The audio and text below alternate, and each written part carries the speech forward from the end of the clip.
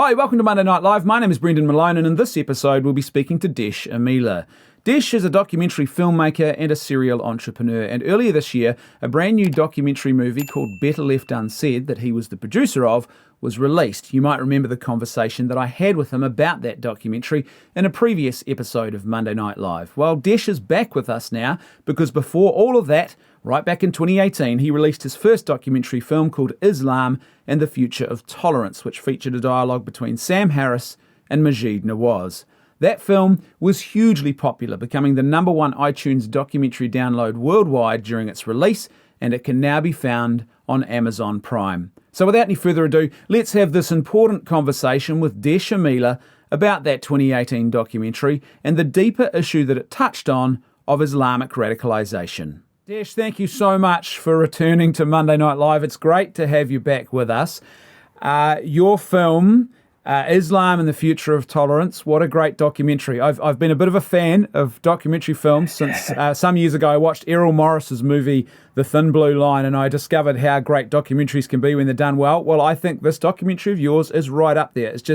It moves so well. It's just got a great narrative, and it really, I think, tells a very important story, not in a fictional sense. It talks about a very important truth and an important issue.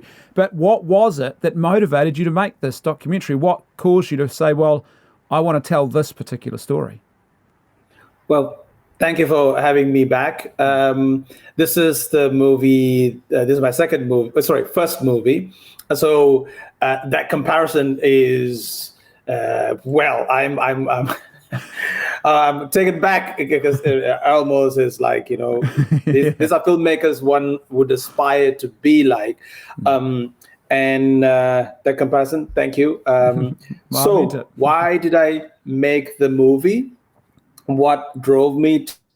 It's funny, when I first started working in this on this movie, the environment was quite tense.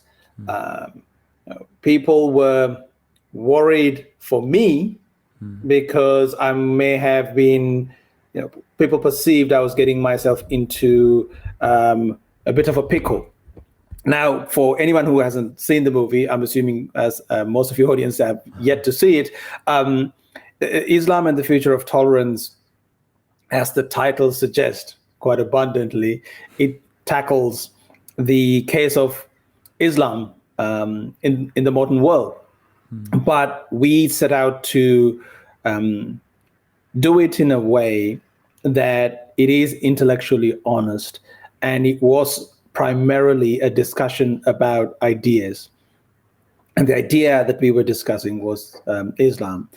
How this came about was I used to own and run a intellectual touring company in Australia called Think Inc.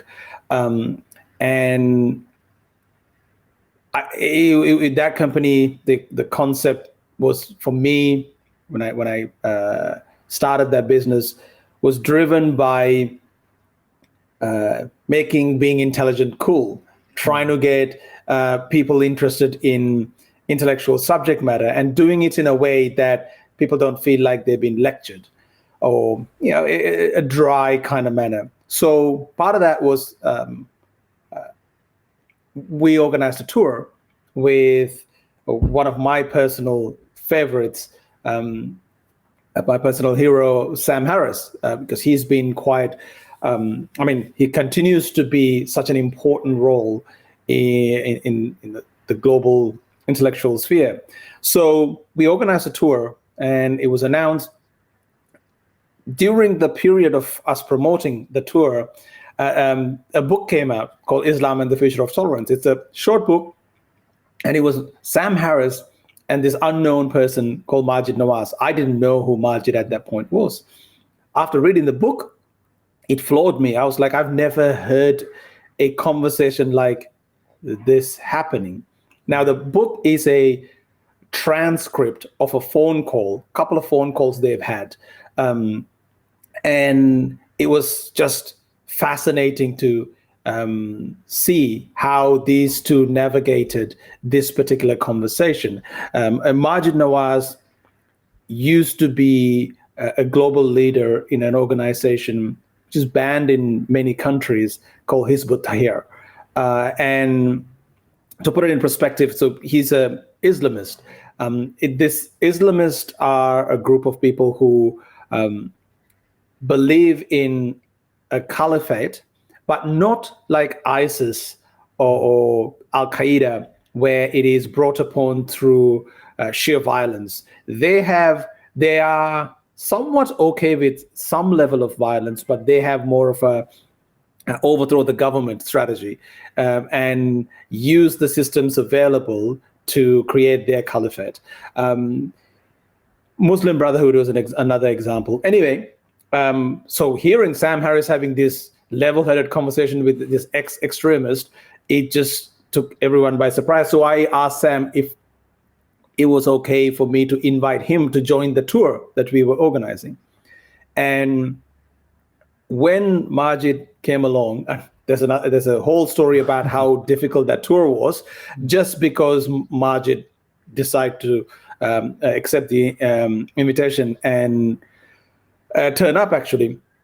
Anyway, during this event, we filmed everything, not really with an intention of turning this into a documentary, but just hearing the two men speak, it dawned on me that, like, we've got to really do something with it. Then, universe works in ways that sometimes that what you really want sort of sent to happen in a strange ways. So we got reached out to by an experienced filmmaker from New York by the name of Jay Shapiro, and Jay basically said, "Hey, big fans of Think Inc., what you're doing, been following this whole thing and been following the tour. Do you, by any chance, have any of the footage?" And I said, "Yes, we do." He said, "We should do something with it." Yeah. That then eventually morphed into creating the documentary. There's a big focus in the film on dialogue. You've talked about the conversation already, and you've also highlighted the importance of that, because without that, you end up with it gives rise to extremes on both ends of the spectrum, and the movie touches on that.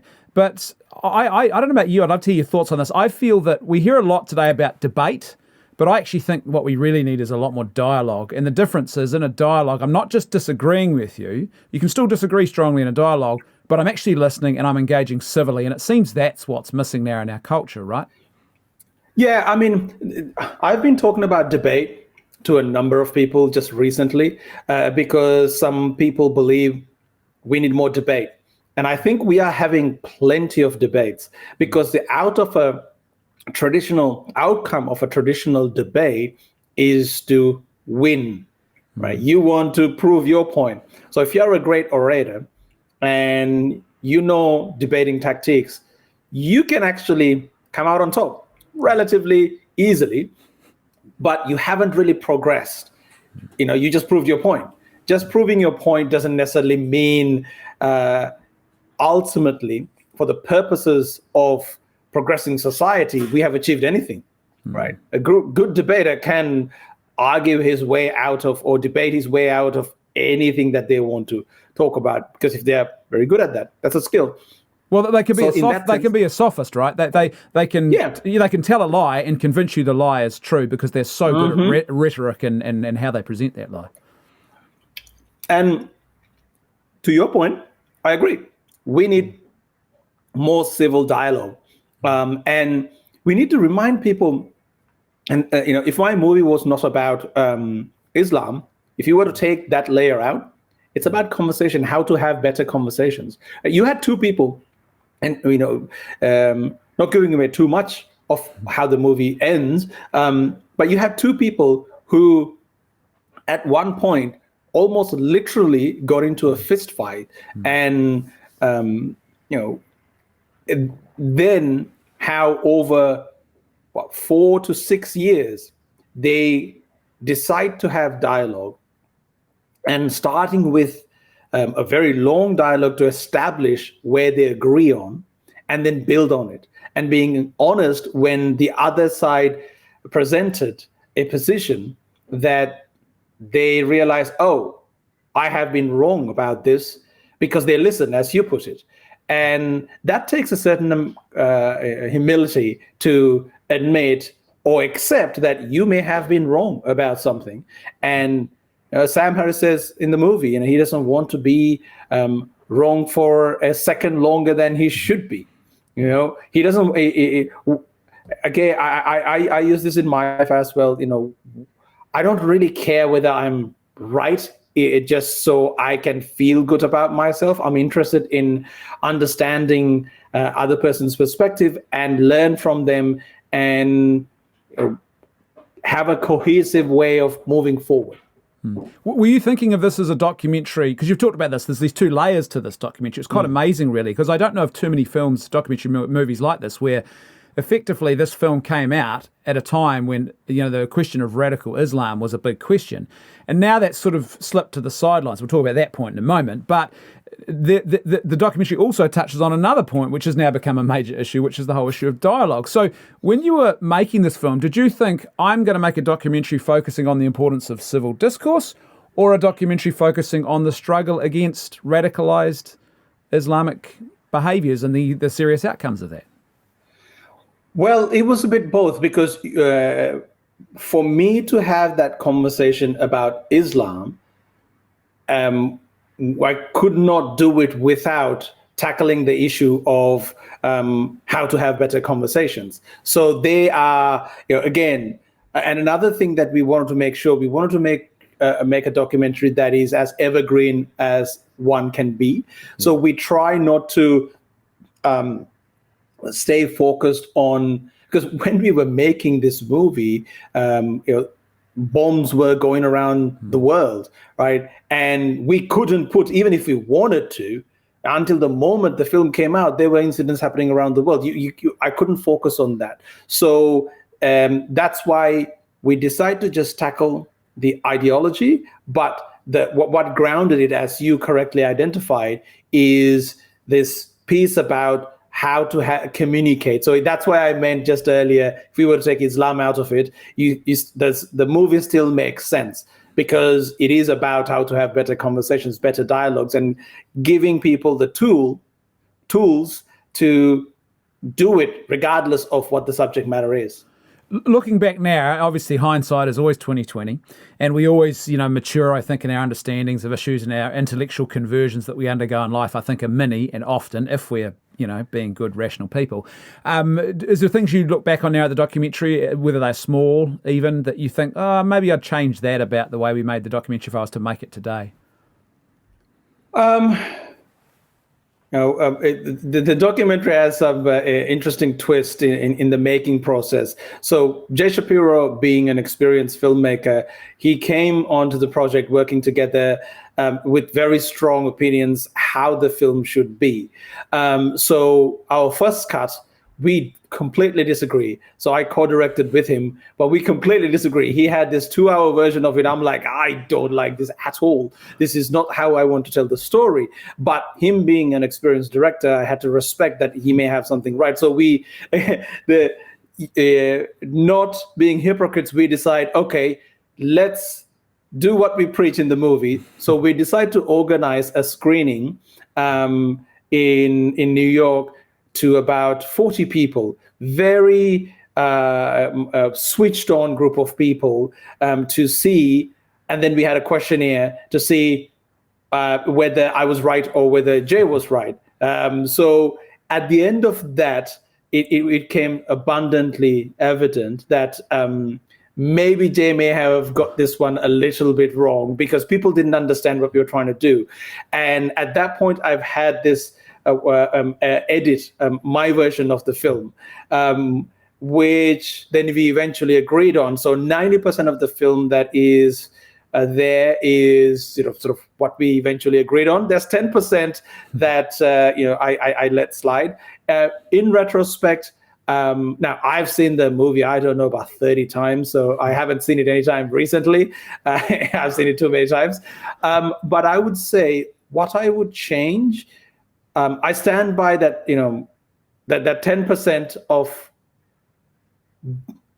not really dead weight, but 10% was unnecessary. There are a few things I would still consider that I would remove. And I've spoken to more people who've seen that movie, and they tend to agree with that part. But overall, wouldn't change much. I wouldn't change much. Let me tell you one more thing, right? It's an absolute true story. When we were making it, we were trying to get big broadcaster behind us because it's a very expensive experiment of making a movie of this caliber. So we had the opportunity to pitch to some of the biggest broadcasters in the world, and one of them being the BBC.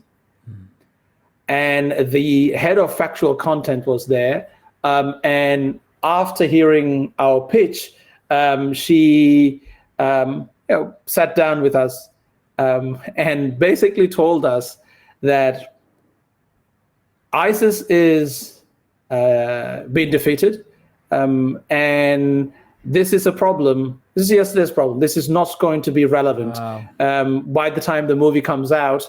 So they don't see the value in the actual subject matter. This was before the bombing that happened at the Ariana Grande concert in, what was it, Birmingham or wherever in England. That's right. And for me, my jaw dropped hearing her coming, like she lives in London, hearing that, just not really understanding what we were trying to do, and the sheer ignorance of that this is going to go away because ISIS is killed was just staggering to me. So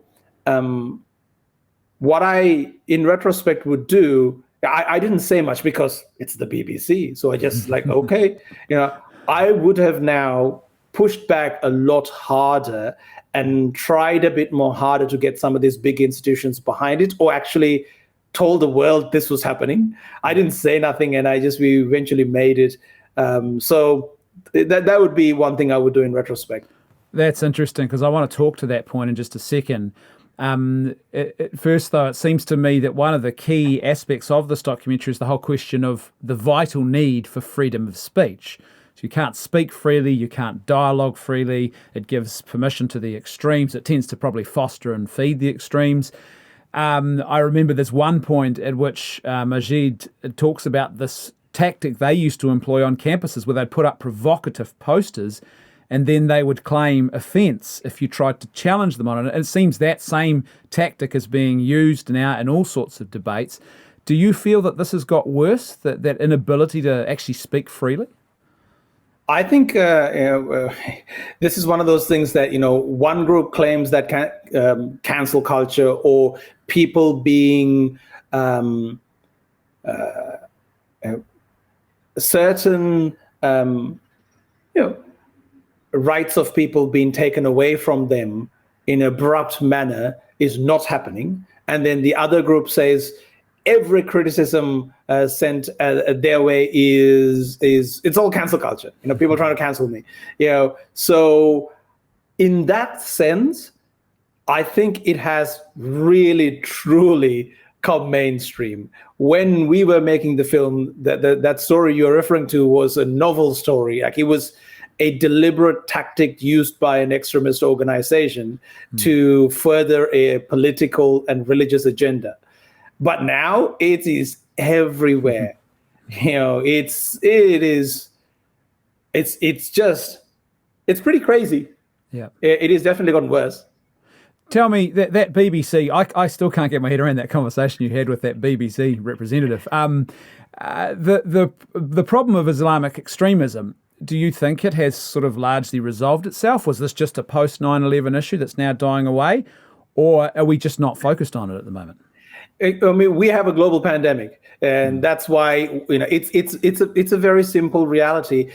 We have other priorities. The problem has not gone away. It won't go away. It's just, once you understand the problem, to quote Maajid, the Muslim problem. And I was actually taken back when he said it on camera. I was like, what does that mean? But what he's trying to explain, this is an ideological problem. To paraphrase him, he said he's not too scared about bombs going off. It is more worried about the seeping of the ideology to the democratic world, and then where it is heading. So the problem has not gone away. It's just, it is simmering underneath.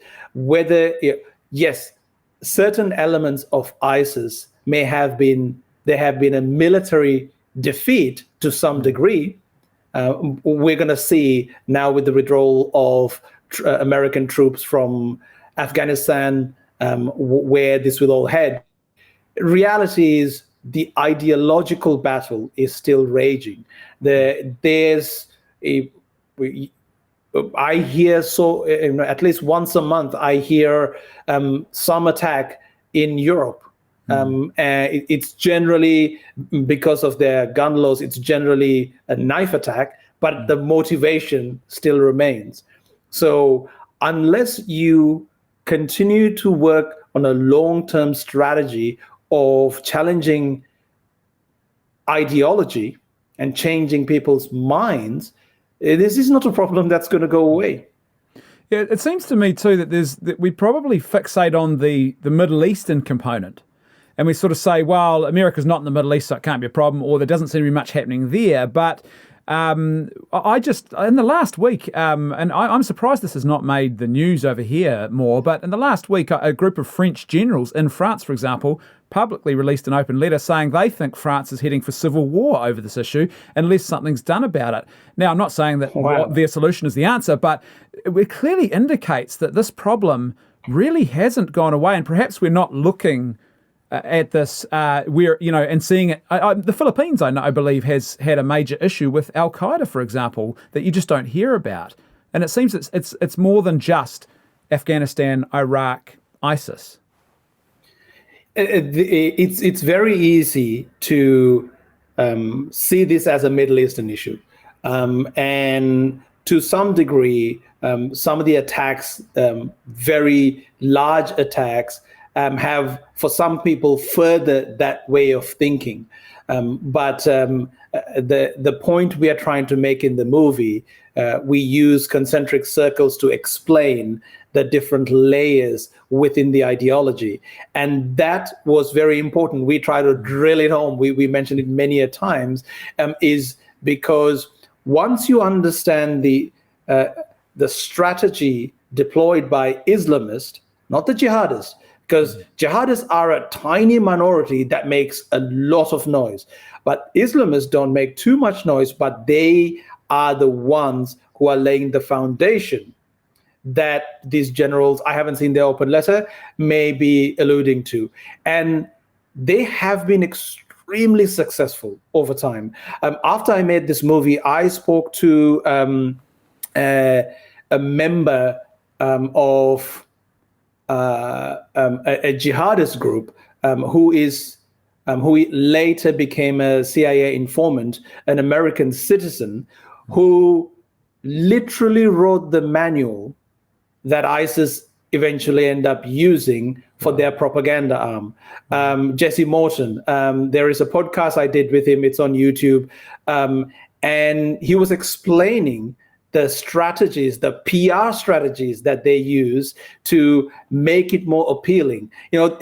I think it became very inconvenient to a lot of people who made it a Middle Eastern issue, or a apologist who would say this is because of the American hegemony, this is because of American foreign policy, or the West's foreign policy, that this is retaliatory.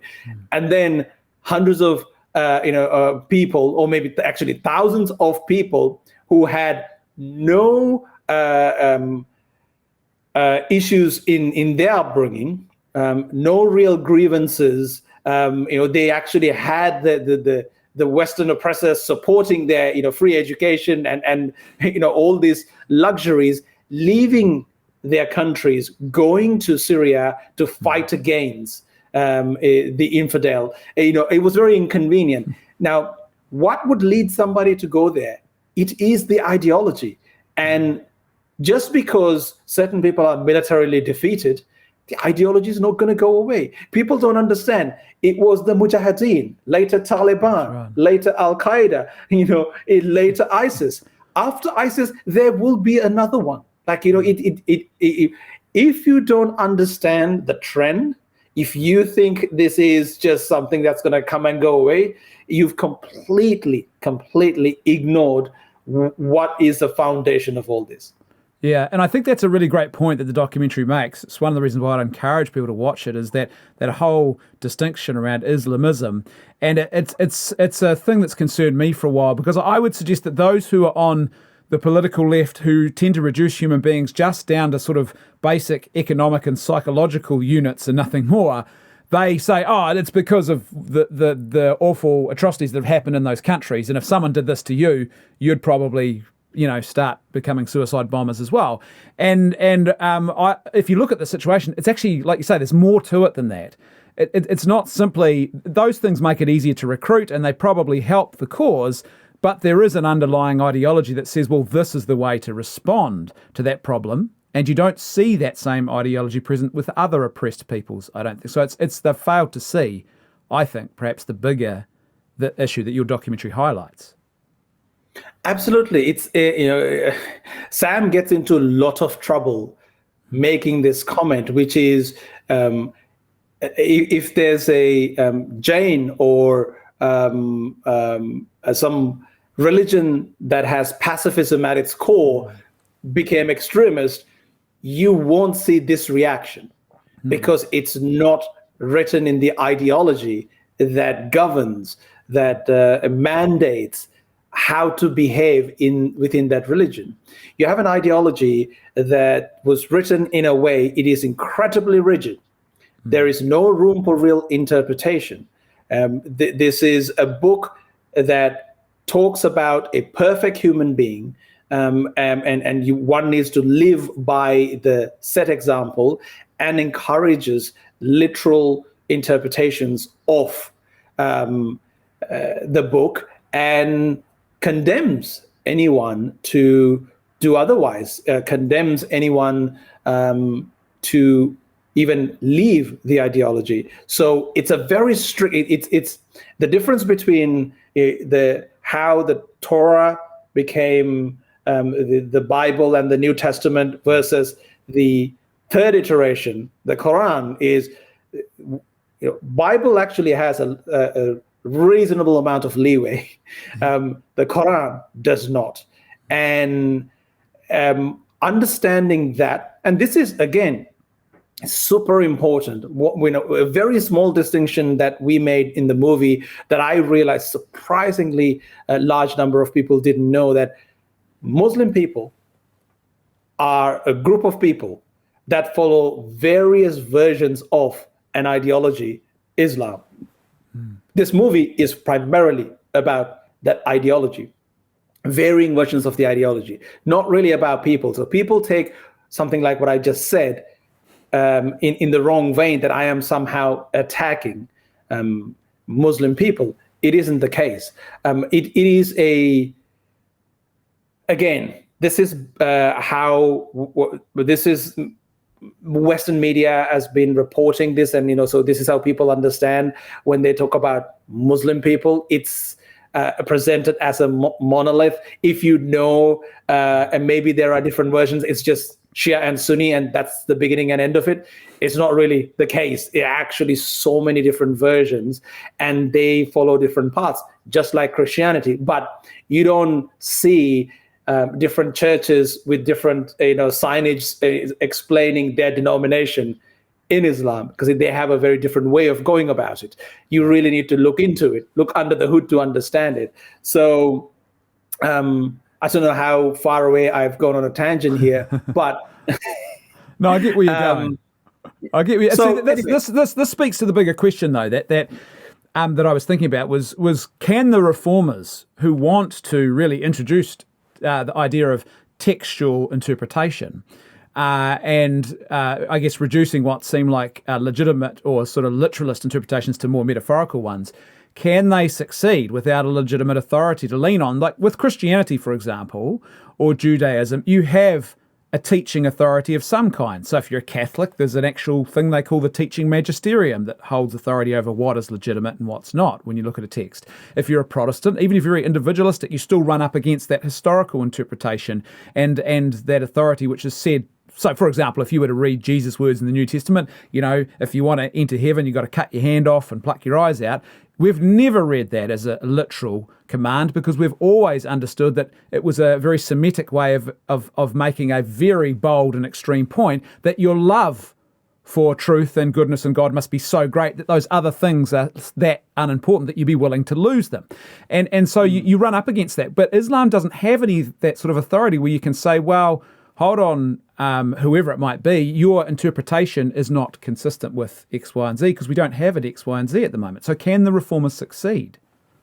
Well, this is a fascinating conversation that has been happening with me, and I take a little bit of pride here in our film. Helped a little bit. Actually, the number of ex-Muslims that I've met have told me the importance of the film for them to make that particular distinction. It wasn't what Maajid wanted. It was more along the lines of the reformist agenda. And I do think Maajid came from a noble place, and I get the idea that what he's trying to do. But he even admits in the film at one point that you have to do this incredible mental gymnastics to make some of those distinctions. And you make a very interesting point, because there's no sort of authority per se, but you've got to understand Islam also has the hadiths, right? These are in a way interpretations. Now there are certain hadiths that certain sects don't really acknowledge, but the others do. I think if within different sects, there's still a certain element of leadership, right? If there is an acceptance among those leadership, what is healthy, I have seen them leaning towards the more metaphorical. Yeah. And when a equal level of leadership adapt a similar language, it generally seeps to the followers. But the point I want to make, though, is Islam is right now seeing quite a sizable exodus among young people, leaving the religion entirely, and actually wearing the ex-Muslim badge proudly. It's like lots of Jewish people are atheists, but they still call themselves Jews. So there is this movement that organically has happened.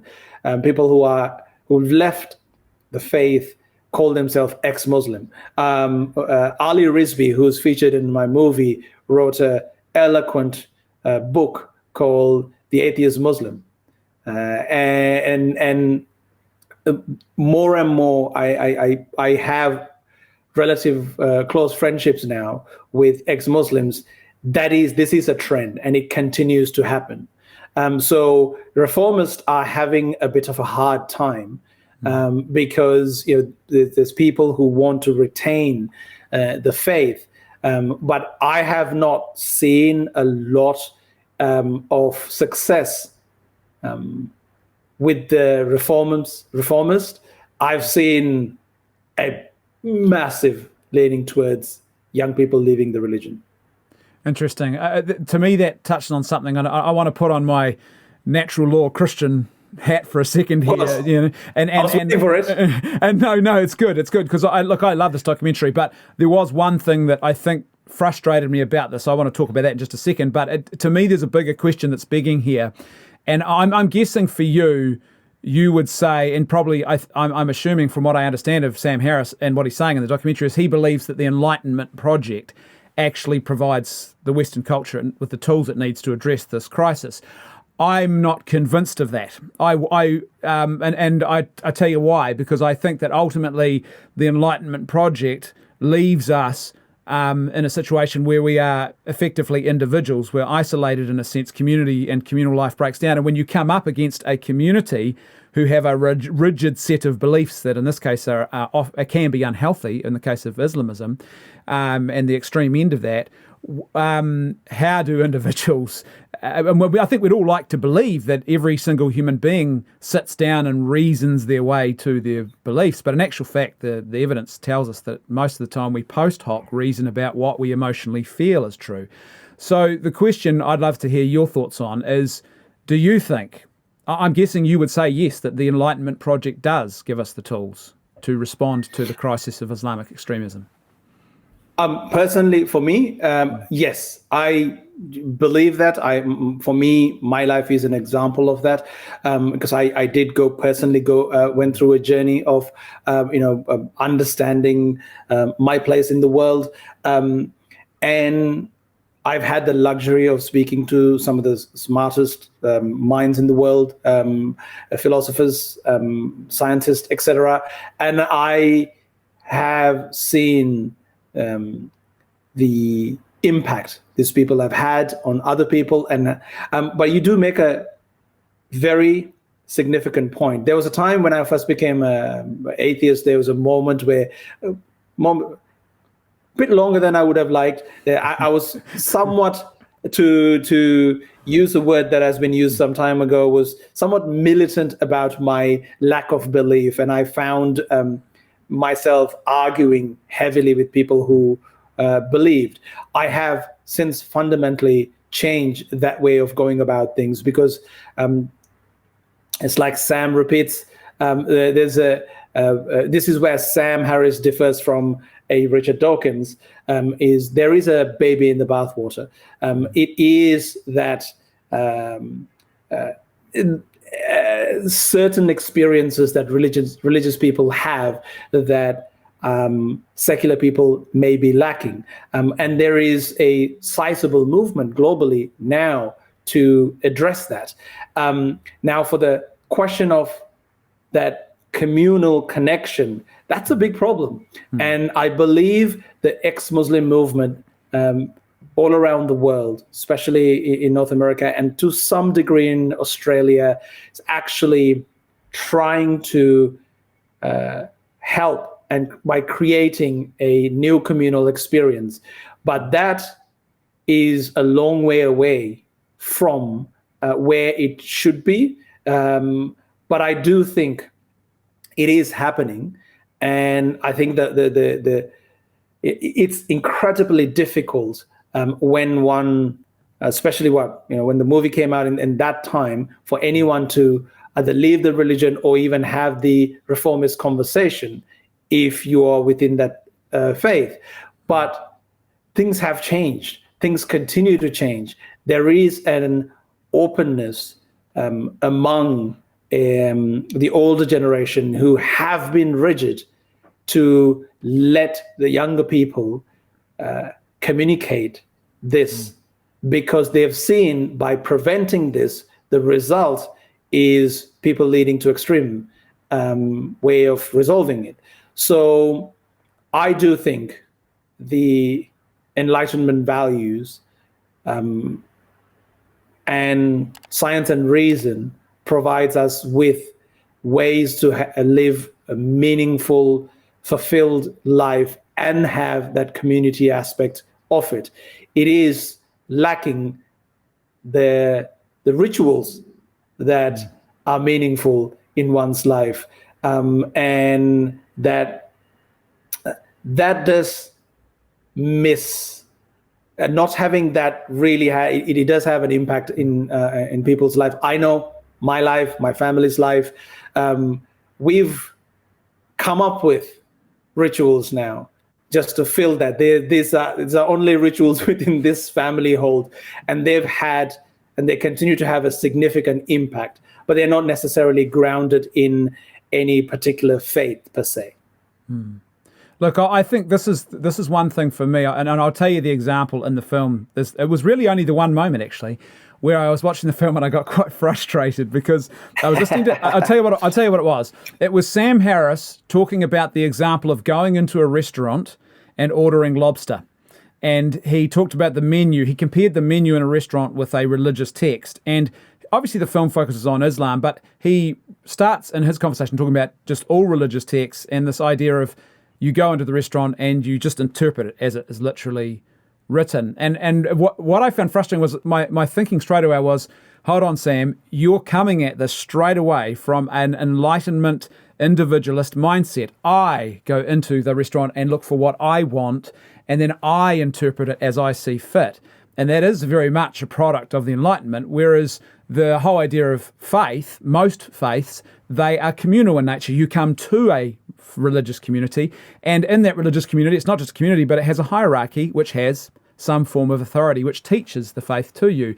And so for me, I thought a better example in that situation would have been that you go into a restaurant and all you've ever eaten in your life is bread. You have had no other food, no other meats, no nothing. And you go into a restaurant and on the menu there it says things like lamb and fish and pasta. And you don't know what any of these things are. And someone says, well, what's roast lamb on a bed of spinach? And you say, well, I'm reading it literally. I think that means that they take a lamb, don't do anything with it, fur and all, put it in the oven, roast it, and bring it out on a literal bed made of spinach. And you think, that sounds awful. But in actual fact, that's not what is meant at all. There's a whole process. They take the wool off the lamb. They prepare it. There's cutlets, and you think, oh, that sounds a bit better. And so for me, it was one of those moments where I thought that's where the question of the Enlightenment comes in for me is, yes, the Enlightenment has been very important, I think, at helping us to understand better the importance of individual human freedoms, legitimate individual human freedoms. But where it's left us vulnerable is that tendency now to break down community.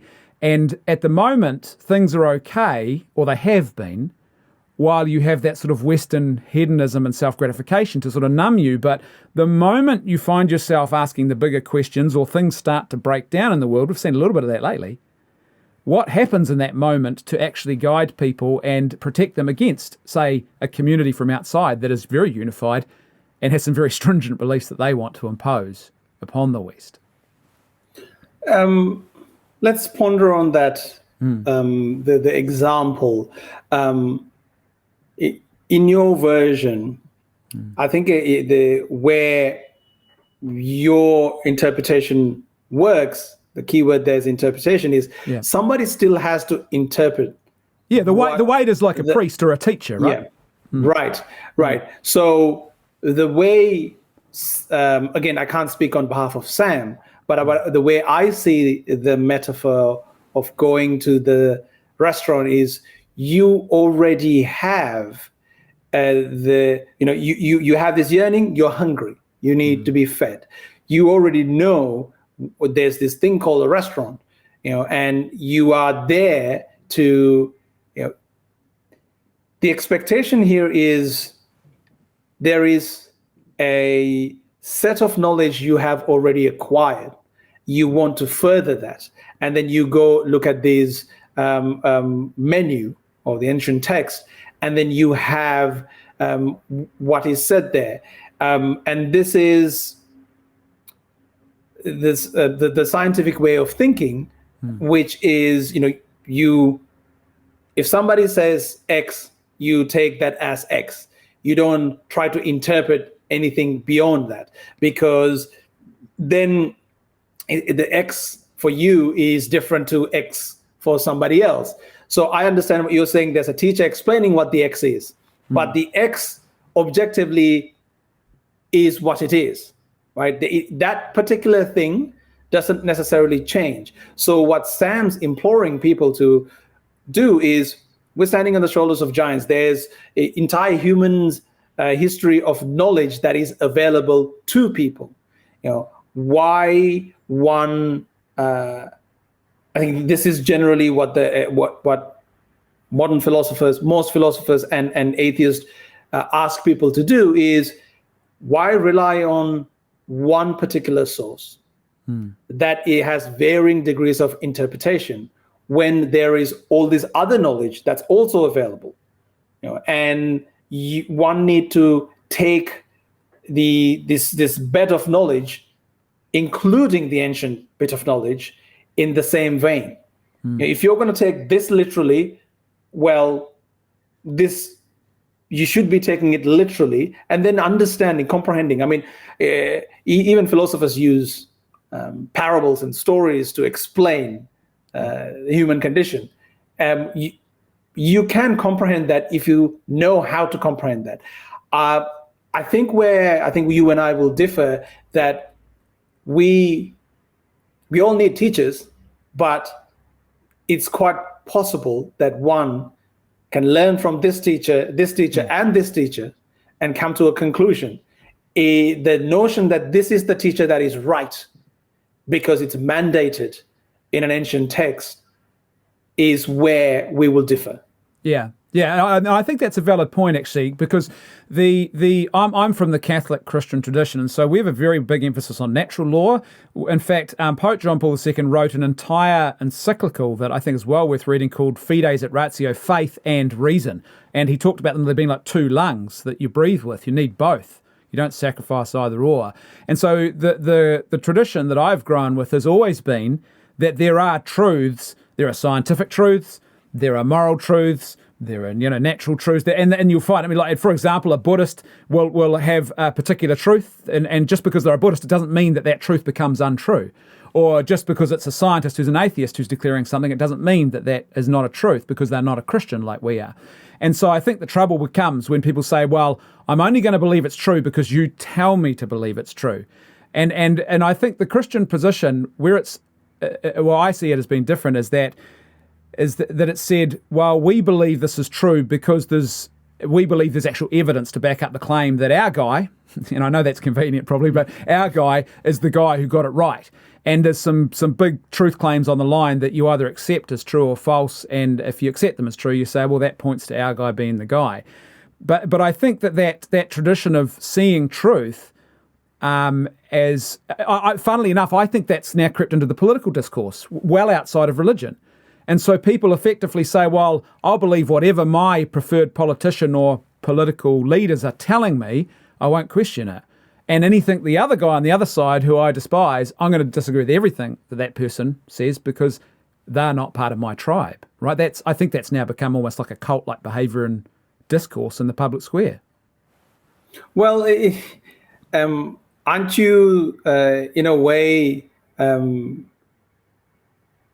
pointing out the failures of the somewhat rigid system religion put in? Because religion starts off with, here's the conclusion, our guy is right, and now let me get you the evidence. So the reason in science-based thinking is we don't know what is right, so here's a whole bit of data, let's come to the conclusion based on what is available. Right. So when you have a system like that, it's very hard to have an our guy or a system. You are by design, you have to go where the evidence is pointing, regardless whether you like it or not. Neil deGrasse Tyson says, science doesn't need to make sense to you. It just is, right? So when you say that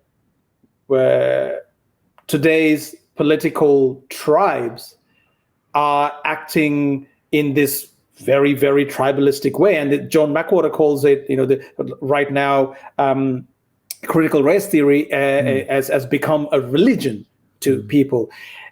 All of this is explaining some of the failings of the religious structures, because they are inherently tribal, because you have come to a conclusion that your guy is right, and because of that, everything you're doing is ultimately leading to confirmation bias, because you're trying to prove that your guy is right in the first place, right? So that's, I think you're right. Is some of that line of thinking, and this is an interesting philosophical conversation, because religion globally is losing its footing in society. Every bit of data shows everywhere in the world that people are less religious everywhere in the world, and that seemed to, and I some people will disagree with me on this one on my camp, which is that seemed to have left some sort of a hole. That's why you're starting to see people are filling that hole with either critical race theory or things like other new versions of religion, and that is a problem. And I give some of the people like you who are making that argument we are heading to a crisis because people have left faith. Yeah. But I do not think the solution is more faith. I think it needs to be a broader exploration of Enlightenment values and philosophy, because not everyone is going into that the newfound religions. There's a large group of people who have come to an equilibrium, that very comfortable equilibrium. Without religion. Can I go back to your first point? Because I think this is an interesting conversation, absolutely, is that I would say I'm not a Christian believer simply because I think my guy's the only guy and I blindly adhere to that. I believe absolutely in my heart of hearts I have followed the evidence and that's the conclusion I've come to. So I don't think it's right to assume that just because someone's a religious believer, or on the flip side, that someone who says, well, I'm involved in Enlightenment values and I believe in science is not also doing the same thing. They're just saying, well, I've got to do everything to prove that my ideological approach is right. And I think also the second point is that I think science has its limits. Science comes to a point at which it can't actually answer certain questions. It's very, where science is at its premium is at exploring those questions of the natural world and things in the natural world. But there are things that are well outside its competency, I think. And I think once you start using science, so what I think I think when you start trying to use, for example, an empirical approach to questions of the existence of God, and then because someone says, well, I can't give you I can't meet the standard of empiricism to prove God's existence, but I can point to evidence which I believe proves that, or I can make a philosophical argument. People say, well, no, that's not a scientific argument, so therefore it's invalid. And I would say what's happening at that point is it's assuming. I mean, even science itself is a principle, right? It's ultimately, yeah, I mean, so it doesn't exist in the material world. If you're going to use empiricism as your standard for everything, then science, the principle, fails because it can't be empirically tested. So well, I think that's a misunderstanding of science. Science is a methodology to come to a conclusion. There's nothing to prove in science. I remember quite vividly in 2005 having this debate with somebody who used a similar argument where science can't prove itself. Science can't even prove itself. The misconception there is science is set out to prove itself. Science is not. It's like saying philosophy can't think for itself. That's not, those words have a meaning, but it doesn't mean what you think it means. Science is not trying to prove itself. Science is the way of thinking, trying to come to a particular conclusion. And to the point that you made, science can't really prove certain, you use the word God. I mean, for a long time, for actually over hundreds of years, the argument of, but science can't prove this, but science can't prove this, have been used. There's a term for that. It's called the God of the gap argument. Oh, yeah, and I should be clear, I'm not making that because I think that's a fallacy. Yeah, as well. I'm good. So I'm not saying, oh, well, you can't prove it now. So therefore, what I'm saying is that there's a competency. So even when you say, like earlier, that we should take a scientific approach, I say at that moment, that what you're expressing there is now moving into the realm of, because as you say, science is a methodology for studying the natural world. And so once you say, well, we should take that as the approach, you're now saying it's a moral imperative. I have an issue with your comment about the natural world. Now, this is purely because that there is an incredible emerging field of science trying to understand human consciousness. Sure. Basically, for some people, this is really peering into the question of for lack of better word, understanding the human soul. Why, at what point does this collection of cells become sentient? Are we even asking the right questions? I've had the luxury of speaking to people like Dr. Michio Kaku, who has been he's the co-founder of string theory. He's been trying to find quite literally the God equation. The science have been peering into the side that you may think that, well, science has nothing to do with that space, but it has been trying to answer this question. So I don't think there is a limit that science should be relegated to understanding natural world. It can answer some of these deep questions that people are trying to comprehend, and generally has been left for religion. Just one last point. The rise of psychedelics is a great example. Right now, there is a renaissance in people consuming psychedelics, not for recreational reasons, but for more spiritual reasons, because it is showing people that there is a there. There is an experience to be had that you never knew that could be had. And religious people have been having this experience for thousands of years. Now, that is moving people to a realm that didn't exist. But the answers aren't coming for those people from religion. Rather, it's coming from science. Yeah, and I would say in that situation, you're right, people are finding it. I would say there's a sense of self-gratification or fulfillment they find in using that psychedelic, right? But here's the bigger point I kind of alluding to. Science can say to us, hey, here's what psychedelics do. Here's too much psychedelics. We understand the natural world. If you take too much of it, this bad thing will happen. Here's the right dosage. It can tell you all those kinds of things. But what science can't tell us is whether you should or shouldn't do that. There you're moving into a moral realm. And I would argue on questions of morality, this is where science is not the tool.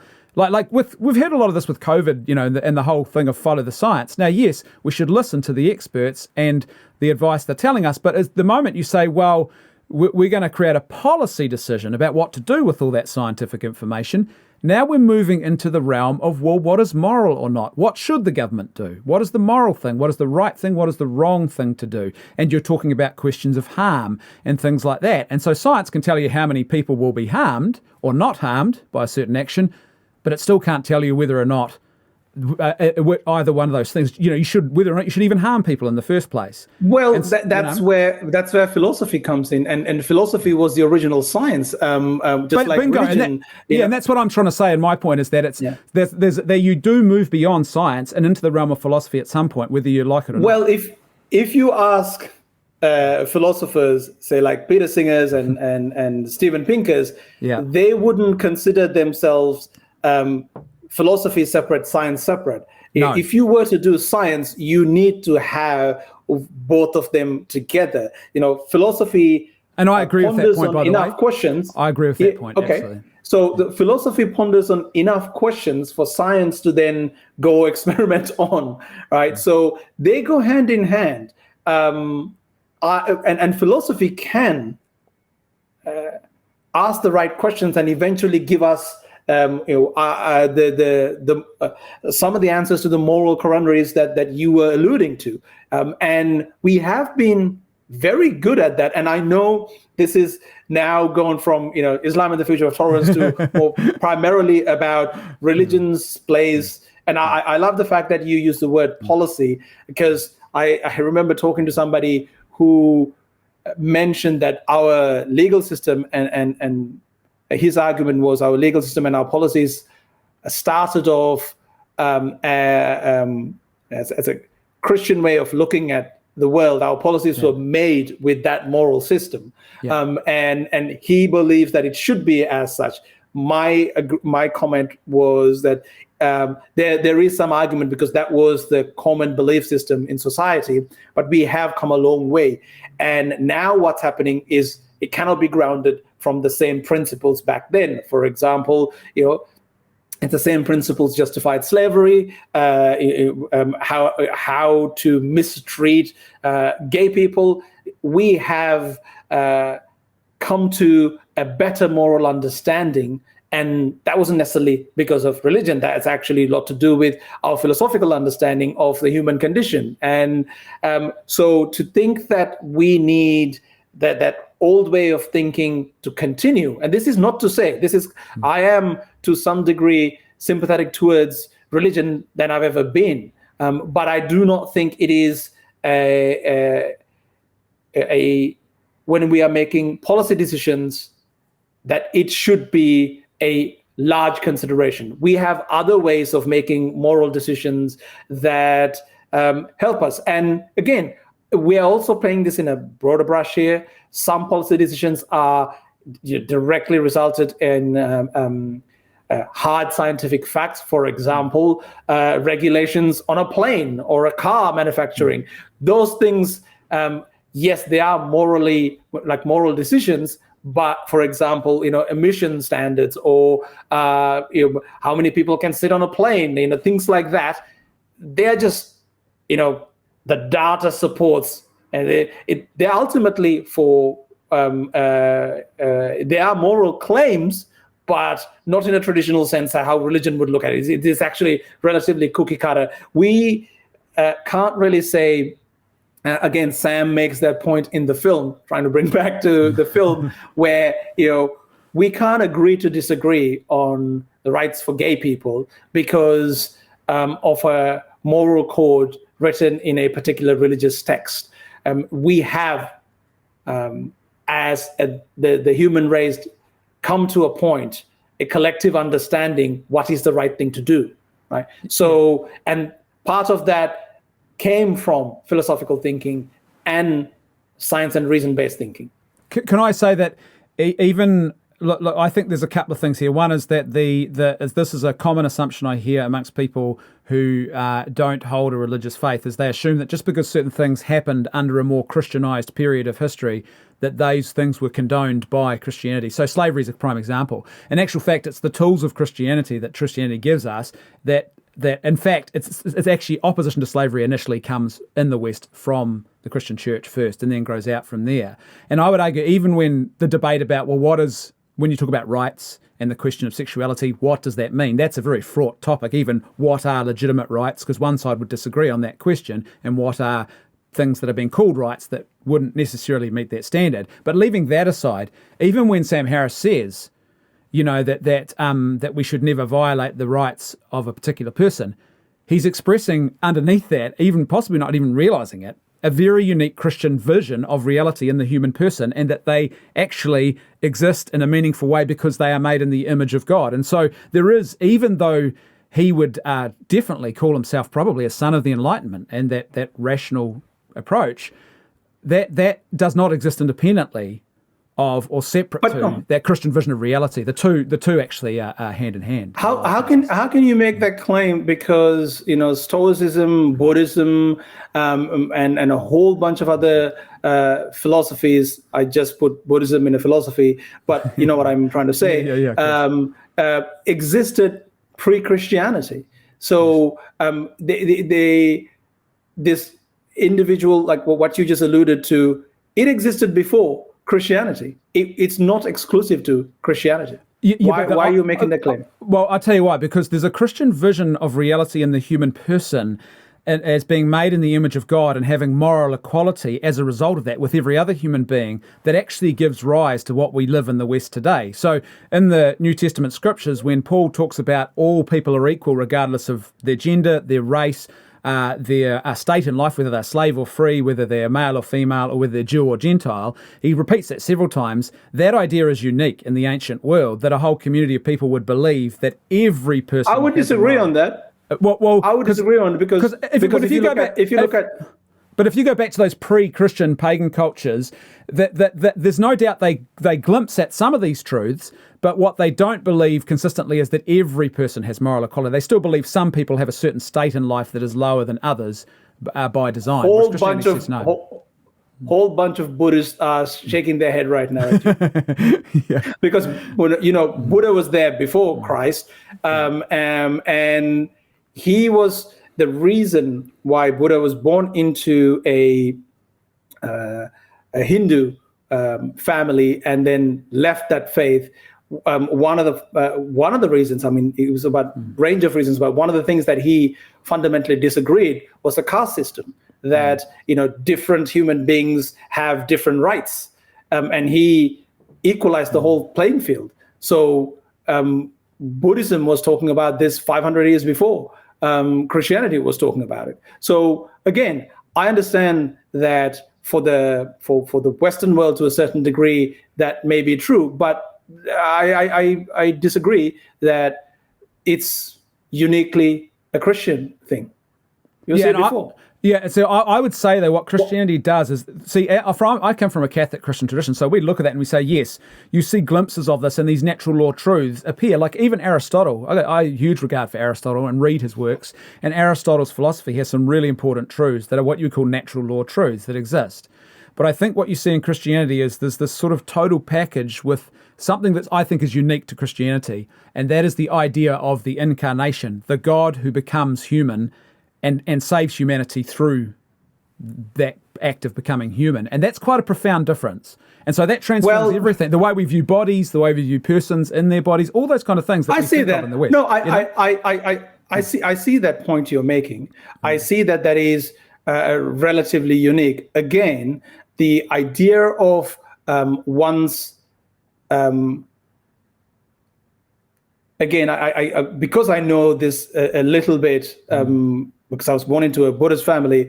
In Buddhism, the personal divinity is not the right word. The salvation that one can achieve and the power of a person, any person, to achieve the enlightenment was, again, that was something that was preached. And even pre Siddhartha, who became Buddha, Hinduism and various versions of Hinduism, and people were trying to achieve the same goal. So anyway, I think we're going to get stuck on this point for a little while. We've gone on a rabbit hole. Can I, let's bring it back. I will bring it back. I'll be a good interviewer, a good host, because I think you've been very gracious. And I think this is an example too of that dialogue that you talk about in your documentary. Yes. And we've just had a dialogue. Absolutely. Let's go back and let's wrap up that conversation then and finish up the couple of questions about the documentary.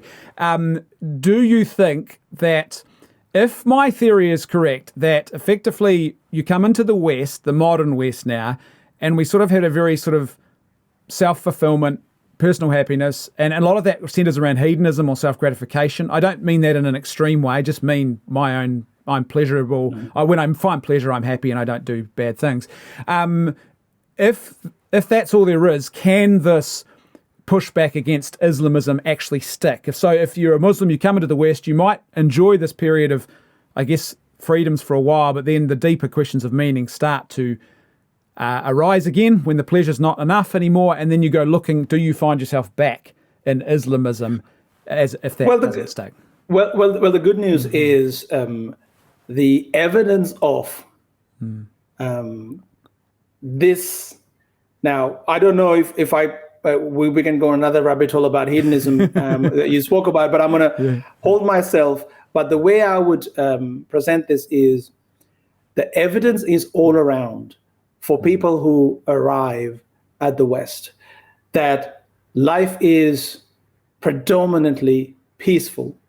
And you can clearly see your children growing up in a place that was far different to what you grew up in, and among people that you may at one point looked at through a different lens, all walks of life, all forms of life.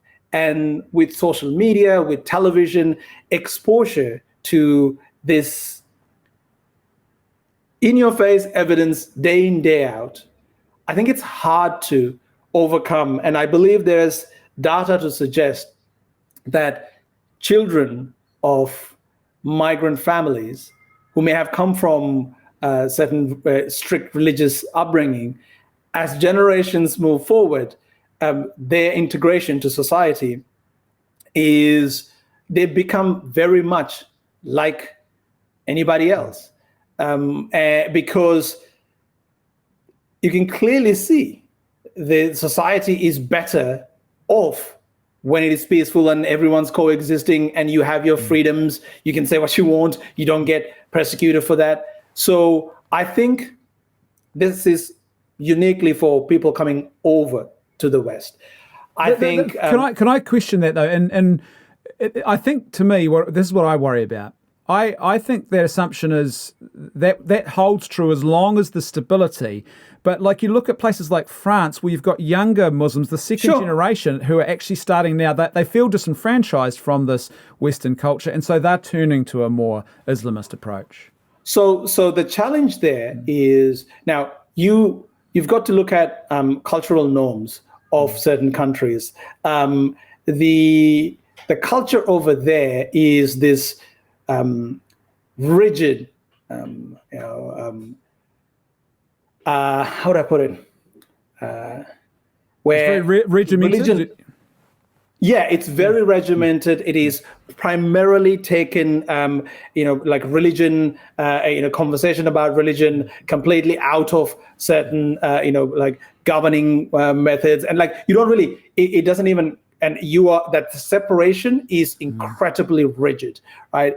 And then also, I don't know the policies. When you look at a country like Australia, how migrants are integrated into society is a bit more thought out process. Places like London, there are areas that's just largely one group of people, and that sort of prevents the integration of people being in society. And the other thing is understanding the problem that we are talking about in the film, problem of the ideology. If it is identified as the true problem, that if not addressed down the track can lead into what you are alluding to right now that's happening in France, is then you can put things in place that doesn't become the norm. Disenfranchisement of youth and group of people is not unique to one particular religion, right? There are many places in the world where a set of people have arrived and they are overly representative of, say, youth crimes or things like that. And that has a whole heap of, it's not a black and white issue, right? It is not a black and white solution either. So you have to do a number of things, but you have to look at it through important lens of this particular issue. I think the main reason is not understanding the people who are arriving and what unique set of issues that come with them and trying to address that.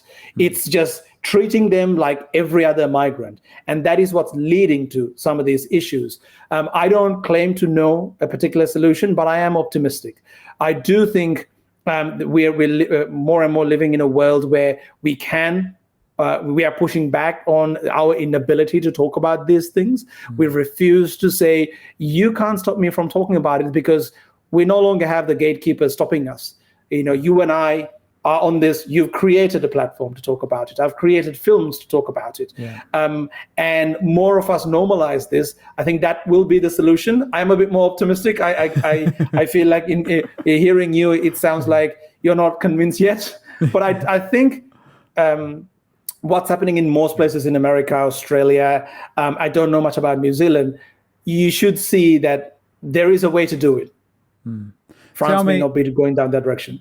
Tell me, look, I guess the proverbial question to finish with is, have you got any plans to revisit this topic? Or, is there a plan to go back to this, or are there other documentaries on the table in the future for you? Yeah, I mean, maybe not this particular topic, because I've been delving on this for quite a while. The second documentary I spoke about was more politics. I am dabbling on a new concept right now. The next thing I'm seeing that in the next Hornet's Nest I'm going to kick is potentially race, because I'm seeing a sharp rise in this entire world being viewed through the lens of race. So again, this is another subject that needs to be carefully examined. But yeah.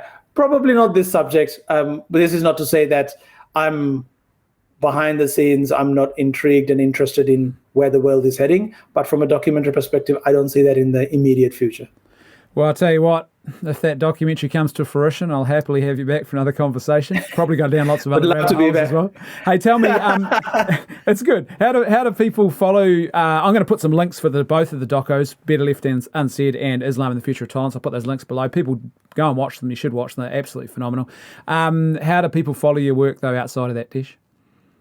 Well, I'm on Twitter. I try to stay away from social media these days, but I'm very easy to find. You can just search my name, Desh Amila. My email is public. My obviously social media is there. Just my request is all my films are independently made. So anything that if you like what you see, let others know the existence of the film, because the way the world is right now, certain gatekeepers get uncomfortable when these conversations are had. And for example, for Better Left Unsaid, Facebook won't let us run a single ad. Twitter has kindly have agreed to let us run one ad. We had like 8 different ones. They're all going, thrown out. Google is letting us run ads at $15 a click through, which is, we can't afford, it's extraordinary the hurdles we have. So my request is watch it. If you have if you have Amazon Prime, Islam and the Future of Tolerance is available for free. For Better Left Unsaid, it's on iTunes and Google Play, and it's only $2.99. So less than a cup of coffee these days. Well, there you go, folks. There's your mission. I'd absolutely agree that I think, in particular, both these documentaries, particularly in the idea of discourse and ideas, that there's not a lot happening in the space, and so go, share, tell, spread the word. Islam and the Future of Tolerance, Desh, it was a phenomenal documentary. I meant what I said about this at the beginning. I loved it. It just flowed so well, and it's well worth checking out. And again, my friend, thank you so much for coming on and going down this rabbit hole with me and talking about your documentary. Thank you, mate. Again, I look forward to coming back and doing this all over again. See you, Ray. Thanks, Ray. When we wake, hear the birds and see the sun. Side by side, our fears are done.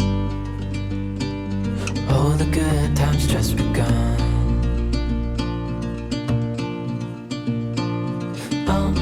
We know what we have, let's hold on tight. Found what we're looking for in life. Call us crazy, but things are finally right. With you and I, the future is bright.